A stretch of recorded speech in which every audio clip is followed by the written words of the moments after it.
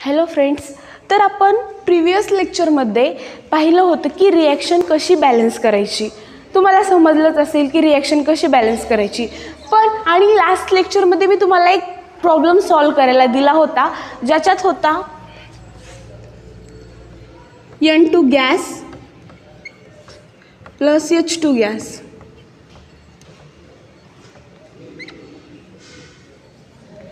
It gives NH3.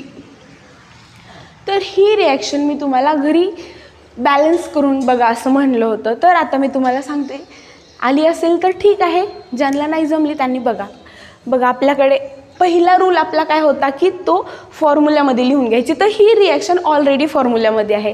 तर आपल्याला काय करायचं आहे, काउंट करायचे किती आहेत. इथं N2 आहेत, H2 आहेत आणि इथं NH3 आहेत. या ह्याच्यात बघितलात तर दोनच मॉलिक्यूल आहेत, इथं देखील दोन मॉलिक्यूल आहेत, पण इथं 3 आणि 4 मॉलिक्यूल आहेत. म्हणजे मॅक्झिमम नंबर ऑफ मॉलिक्यूल जिथे प्रेझेंट असतील त्या रिॲक्टंट असो किंवा प्रोडक्ट असो त्याला आपण सिलेक्ट करायचं. तर इथं NH3 म्हणजे 4 नंबर ऑफ मॉलिक्यूल्स आहेत. तर आपण NH3ला सिलेक्ट करून घेऊया. तर NH3ला सिलेक्ट केल्याच्यानंतर आपण नायट्रोजन पाहूयात. या रिॲक्शनमध्ये नायट्रोजन रिॲक्टंटमध्ये किती आहेत आणि प्रोडक्टमध्ये किती आहेत. एवढं तर तुम्हाला समजलं की याला रिॲक्टंट म्हणतात आणि याला प्रोडक्ट म्हणतात. तर बघूत रिॲक्टंटमध्ये नायट्रोजन पाहत आहोत आपण. तर रिॲक्टंटमध्ये नायट्रोजन N2 म्हणजे 2 नायट्रोजन प्रेझेंट आहेत आणि प्रोडक्टमध्ये NH3 म्हणजे एकच नायट्रोजन प्रेझेंट आहे. तर आपल्याला रिॲक्टंटमध्ये 2 नायट्रोजन असल्यामुळे प्रोडक्टमध्ये देखील 2 नायट्रोजन पाहिजेत. तर काय करायचं, ट्रायल इरर मेथड. तर हे 2ला 2 ठेवायचं. 1ला कितीनी गुणल्याच्या नंतर 2 येतात, 2 × 1 = 2. म्हणजे प्रोडक्टमध्ये आपल्याला 2 नायट्रोजन येऊन जातील. पण हे N2 असे लिहितं का आपण? काल मी सांगितलं होतं की N2 का नाही लिहायचं. तर हे 2 आपण समोर लावायचे. तर 2N म्हणजे नायट्रोजनची प्रोडक्टमध्ये आणि रिॲक्टंटमध्ये सेम नंबर ऑफ नायट्रोजन झाले, म्हणजे नायट्रोजन हे बॅलन्स झालं. तर यानंतर आपण पाहूयात हायड्रोजन. तर बघा, रिॲक्टंट साईडला H2 म्हणजे 2 हायड्रोजन प्रेझेंट आहेत आणि प्रोडक्ट साईडला हे 3 आणि हे 2 किती झाले, 5. तर प्रोडक्ट साईडला 5 हायड्रोजन प्रेझेंट आहेत, म्हणजे हायड्रोजन हे बॅलन्स नाही आहेत. तर आपल्याला काय करावं लागेल, या हायड्रोजनला कितीने गुणल्याच्या नंतर 5 येतात. तर जर 3 × 2 = 5. तर आपल्याला हायड्रोजनच्या जागी 3 म्हणजे रिॲक्टंटमध्ये जे हायड्रोजन आहेत त्यांच्यात आणखी 3 हायड्रोजनची बेरीज करावी लागेल. तर ते 3 हायड्रोजन आपण इथं लावल्याच्या नंतर 3 × 1 = 3, 3 × 2 = 6 हायड्रोजन झाले. आणि ते 3 आणि हे इकडे 6 प्रेझेंट आहेत. 3 × 1 = 3, 3 × 2 = 6. तर 6 आणि इकडे देखील आपण 6 म्हणजे रिॲक्शन बॅलन्स झाली. तर बघा, ही रिॲक्शन बॅलन्स झाल्याच्या नंतर N2 gas plus 3H2 gas it gives 2NH3 ही तयार होतं. तर ही कालची रिॲक्शन आहे. तर आता आपण टाईप्स ऑफ रिॲक्शन पाहूयात. तर रिॲक्शनचा फर्स्ट टाईप म्हणजे कॉम्बिनेशन रिॲक्शन. तर कॉम्बिनेशन रिॲक्शनमध्ये काय होतं, सपोज हा एक X मॉलिक्यूल आहे प्लस Y म्हणजे आणि इट गिव्स XY. तर तुम्हाला इतकं समजलं असेल की 2 रिॲक्टंट प्रेझेंट असतात आणि त्या 2 रिॲक्टंटपासून एक मॉलिक्यूल सिंगल प्रोडक्ट तयार होतो. त्याला आपण कॉम्बिनेशन रिॲक्शन म्हणायचं. कॉम्बिनेशन म्हणजे काहीतरी आपल्याला कंबाईन करायचे. तर पहिल्या रिॲक्टंटला आणि दुसऱ्या रिॲक्टंटला कंबाईन करून जो प्रोडक्ट येतो तो होतो या दोघांचं कॉम्बिनेशन, म्हणजेच कॉम्बिनेशन रिॲक्शन. तर कॉम्बिनेशन रिॲक्शनला युनियन रिॲक्शन असं देखील म्हणतात. युनियन का म्हणतात, युनियन म्हणजे एक, तर 2 रिॲक्टंटपासून एकच प्रोडक्ट भेटतो, single product is form.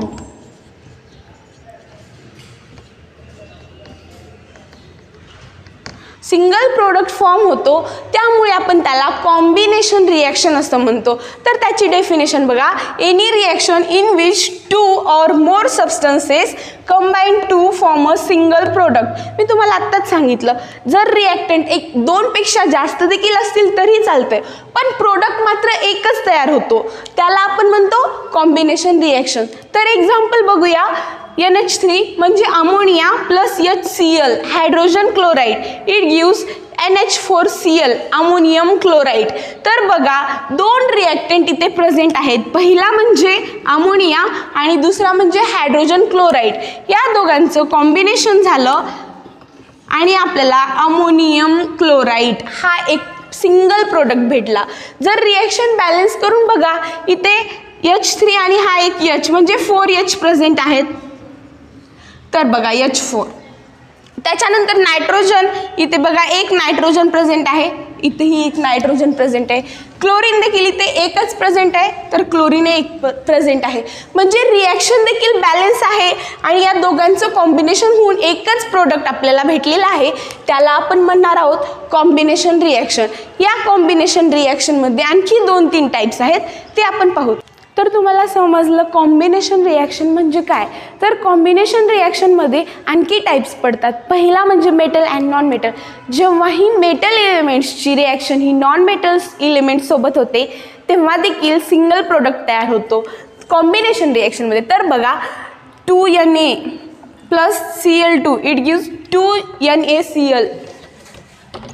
2NaCl. तर बघा, सोडियम हा एक मेटल आहे, तर क्लोरीन हा एक नॉन मेटल आहे. जेव्हा मेटलची आणि नॉन मेटलची या 2 रिॲक्टंटची रिॲक्शन होऊन हा सोडियम क्लोराईड जेव्हा तयार होतो, तेव्हा म्हणायचं मेटल आणि non metal combination.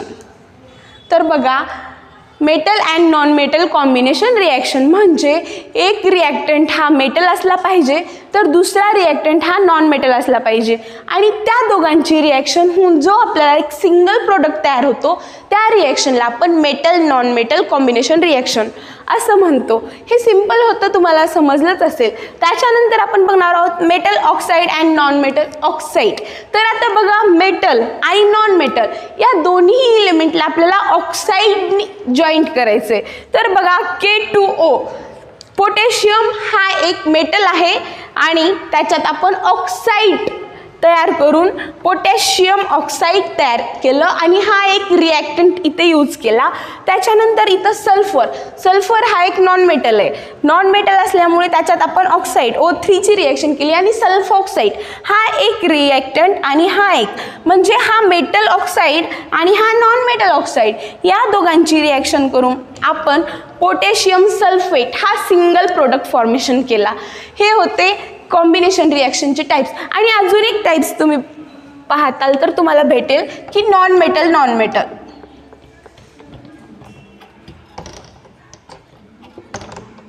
Non metal तर नॉन मेटलमध्ये काय असतं, ज्यावेळी दोन्ही रिॲक्टंट हे नॉन मेटल इलिमेंट्स असतील, त्यांची रिॲक्शन होऊन देखील आपल्याला सिंगल प्रोडक्ट फॉर्म होतो, त्याला आपण नॉन मेटल कॉम्बिनेशन रिॲक्शन असं म्हणतो. एक्झाम्पल बघा, कार्बन हा एक नॉन मेटल आहे, तर आणि O2 ऑक्सिजन देखील हा एक नॉन मेटल इलिमेंट्स आहे. तर या दोघांची आपण रिॲक्शन केली, या 2 रिॲक्टंटची रिॲक्शन केली, तर आपल्याला CO2 कार्बन डायऑक्साईड हा एक सिंगल प्रोडक्ट फॉर्म होतो.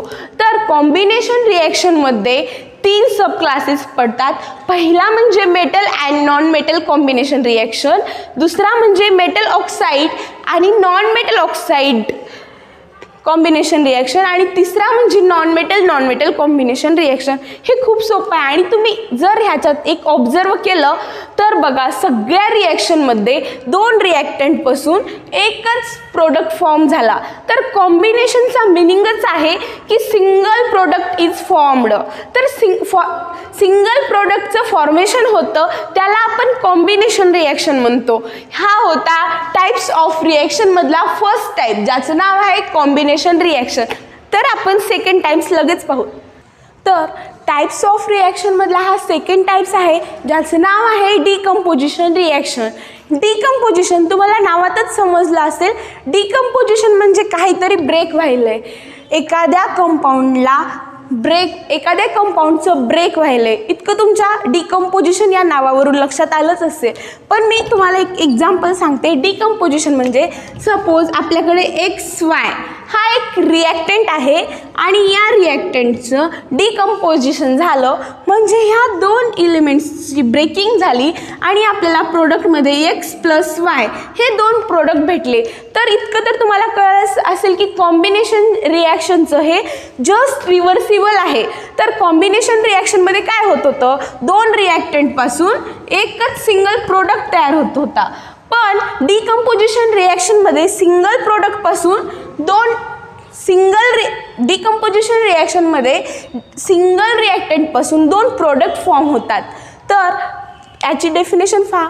The chemical reaction in which 2 or more product are from a single reactant. तर त्यांनी हेच सांगितले की एक सिंगल रिॲक्टंट आहे, त्या सिंगल रिॲक्टंटचं डिकम्पोजिशन होऊन आपल्याला दोन प्रोडक्ट फॉर्मेशन होतात, त्याला डिकम्पोजिशन रिॲक्शन म्हणायचं. आणि डिकम्पोजिशन रिॲक्शन ही कॉम्बिनेशन रिॲक्शनची जस्ट रिव्हर्सिबल आहे. कॉम्बिनेशन रिॲक्शनमध्ये दोन रिॲक्टंट होते, एक प्रोडक्ट झाला होता. आणि डिकम्पोजिशनमध्ये आपल्याकडे एकच रिॲक्टंट आहे, त्याचे दोन प्रोडक्ट फॉर्मेशन झाले. तर याचं एक्झाम्पल पाहूया.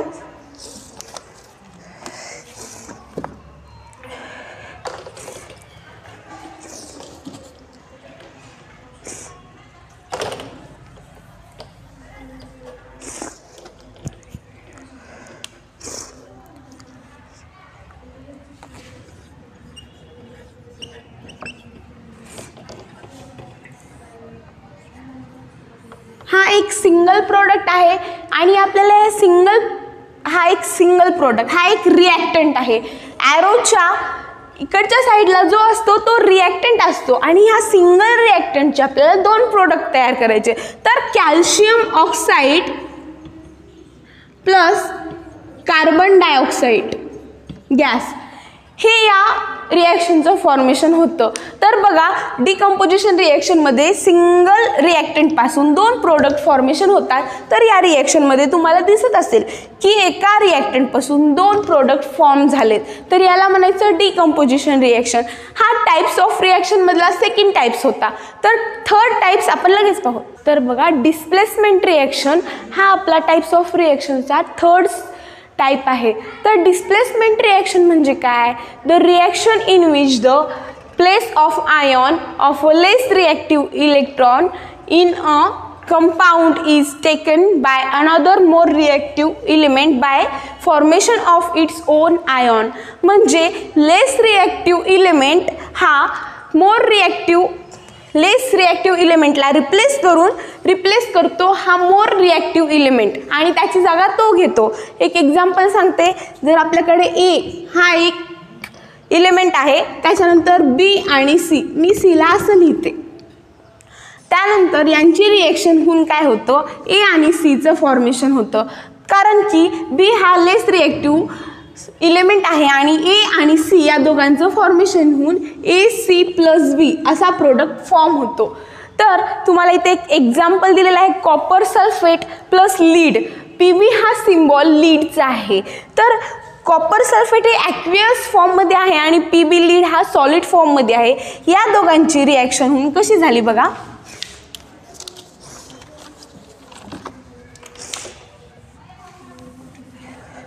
हा copper sulphate CuSO4 plus PB lead. तर हा कॉपर सल्फेट लेस रिॲक्टिव्ह असल्यामुळे हा SO4 सल्फेट आणि PB म्हणजे lead sulphate, formation of lead sulphate आणि कॉपर जशाला तसा प्रेसिपिटेट फॉर्ममध्ये बाहेर पडला आणि लीड सल्फेट या प्रोडक्टचं फॉर्मेशन झालं या दोन रिॲक्टंटमधून. तर बघा, इथं फक्त डिस्प्लेसमेंट रिॲक्शनमध्ये इतकंच आहे की लेस रिॲक्टिव्ह इलिमेंट हा लेस रिॲक्टिव्ह इलिमेंट हा रिप्लेस होतो कशाने, तर मोर रिॲक्टिव्ह इलिमेंटनी. तर डिस्प्लेसमेंट रिॲक्शनमध्ये लेस रिॲक्टिव्ह इलिमेंट हा मोर रिॲक्टिव्ह इलिमेंटनी रिप्लेस होतो, त्याला आपण डिस्प्लेसमेंट रिॲक्शन म्हणतो. तर हा टाईप्स ऑफ रिॲक्शनचा थर्ड टाईप्स होता. आणि या डिस्प्लेसमेंट रिॲक्शनचे देखील आणखी काही प्रकार पडतात, ते आपण खाली पाहूयात. तर डिस्प्लेसमेंट रिॲक्शनचे 2-3 टाईप्स पडतात. पहिला म्हणजे ॲक्टिव्ह मेटल अँड ॲसिड, ज्याच्यामध्ये ॲक्टिव्ह मेटल आणि ॲसिड या एलिमेंट्सची डिस्प्लेसमेंट होऊन जो प्रोडक्ट फॉर्मेशन होतो त्याला आपण active metal and acid displacement reaction असं म्हणतो. तर त्यामध्ये काय होतं बघा, आता हा झिंक आहे प्लस 2 HCl आहेत आपल्याकडे. तर तुम्हाला समजण्यासाठी सोपं जावं म्हणून हा Cl इथं लिहिते आणि H इथं लिहिते, तर दुसरा Cl इथं लिहिते आणि हा H इथं लिहिते.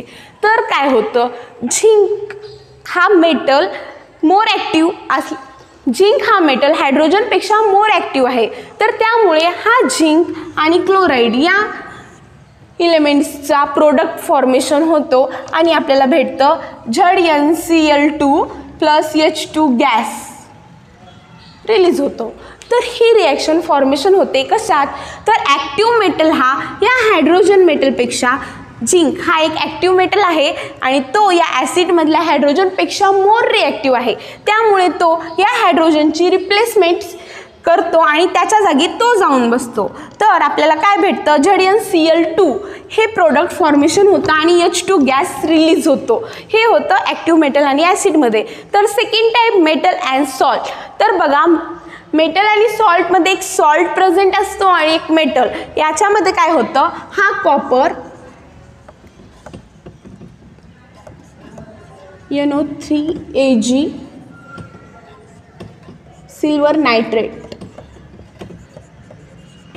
हा कॉपर या Agची, हे Ag जे आहेत ते लेस रिॲक्टिव्ह आहेत आणि कॉपर मोर रिॲक्टिव्ह आहे, त्यामुळे तो यांच्यासोबत आपले बॉन्ड फॉर्मेशन करतो आणि एक कंपाऊंड फॉर्म करतो आणि 2Ag हा बाहेर पडतो. तर हे होते डिस्प्लेसमेंट रिॲक्शनचे 2 टाईप्स. तर तिसरा टाईप्स आहे डिस्प्लेसमेंट रिॲक्शनचा, हा तिसरा टाईप्स आहे जो की हॅलोजन अँड हॅलाइड. तर हॅलोजन म्हणजे तुम्हाला माहितीच आहेत की फ्लोरीन, क्लोरीन, ब्रोमीन, आयोडीन याला आपण हॅलोजन म्हणतो. तर आणि हॅलाइड म्हणजे हा झाला हॅलाइड एक आणि हा झाला हॅलोजन. या दोघांची रिॲक्शन होऊन काय होतं, 2NaCl हा प्रोडक्ट फॉर्मेशन होतो आणि I2 बाहेर पडतं. तर बघा, आता इथे आयोडीन म्हणजे हा देखील एक हॅलोजन आहे आणि क्लोरीन हा देखील एक हॅलोजन आहे.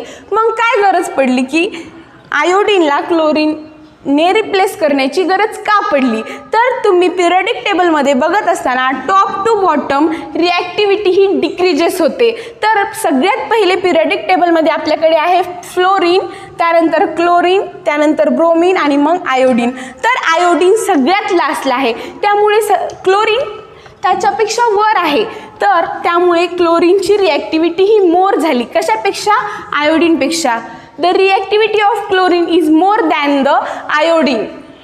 तर तुम्हाला समजलं असेल, त्यामुळे आयोडीनला रिप्लेस करून क्लोरीन त्याला तिथे जागा देतो आणि त्यांचं फॉर्मेशन होतं 2NaCl या कंपाऊंडमध्ये. तर हे होते डिस्प्लेसमेंट रिॲक्शनचे टाईप्स. त्यानंतर चौथी रिॲक्शन आहे डबल डिस्प्लेसमेंट. ज्यावेळी मी फर्स्ट व्हिडिओमध्ये एक ॲक्टिव्हिटी सांगितली होती त्यावेळेस तुम्हाला डबल डिस्प्लेसमेंट म्हणजे काय सांगितलं होतं, तरी देखील मी आत्ता इथे तुम्हाला सांगते की डबल डिस्प्लेसमेंट म्हणजे काय. तर आपण टाईप्स ऑफ रिॲक्शनमधला लास्टचा टाईप्स पाहणार आहोत, ज्याचं नाव आहे डबल डिस्प्लेसमेंट रिॲक्शन. तर बघा, आपल्याकडे एक A आणि B हा एक रिॲक्टंट आहे, त्याच्यानंतर C आणि D हा एक रिॲक्टंट आहे. तर डबल डिस्प्लेसमेंटमध्ये काय होतं, तर A आणि D हा कंपाऊंड AD नावाचा एक प्रोडक्ट बनवतो आणि त्यानंतर B आणि C प्लस बी आणि सी म्हणजे दोन प्रोडक्ट फॉर्म होतात. डबल डिस्प्लेसमेंट याच्यासाठी ए आणि डी पहिल्यांदा डिस्प्लेस झाला आणि त्याच्यानंतर बी आणि सी म्हणजे याच्यात दोन वेळेस डिस्प्लेसमेंट व्हायली. जर डिस्प्लेसमेंट रिॲक्शनमध्ये तुम्ही बघितलंच आहे तर A plus B C it gives A C plus B.